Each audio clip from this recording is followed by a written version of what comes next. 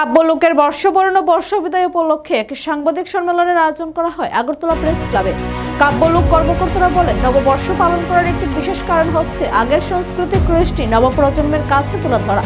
তাছাড়া প্রতি বছর কাব্যলোকের পক্ষ থেকে সংস্কৃতির সাথে জড়িত একজন ব্যক্তিকে কাব্যলোক সম্মান দেওয়া হয়। এই বছরও কাব্যলোক সম্মান প্রদান করা হবে রাজ্য সংস্কৃতি অনুরাগী ও সাংস্কৃতিক পৃষ্ঠপোষক রতন সাহাকে।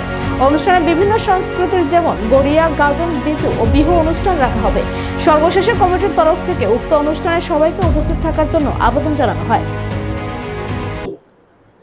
সাংস্কৃতিক পৃষ্ঠপোষকতা যারা করেন, যারা আসলে সংস্কৃতিকে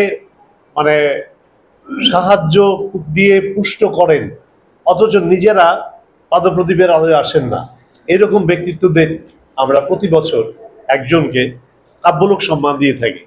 এবার সেই কাব্যলোক সম্মানটা পাচ্ছেন আমাদের সাংস্কৃতিক পৃষ্ঠপোষক, দীর্ঘদিন ধরে কাব্যলোকের কাজ সঙ্গে জড়িয়ে আছেন এবং আসলে উনি একজন ক্রীড়াবিদ হিসাবে পরিচিত। সংস্কৃতির অঙ্গনে ওনার কোনো পরিচয় নেই, রতন সাহা। এবার তাকে আমরা কাব্যলোক সম্মান দেব, যেহেতু দীর্ঘদিন ধরেই সে কাব্যলোকের সঙ্গে শুধু নয়, সাংস্কৃতিক বিভিন্ন কাজে পৃষ্ঠপোষকতা করে থাকে। এছাড়া আপনারা জানেন যে এই সময় হচ্ছে বিশেষ উৎসবের মরশুম।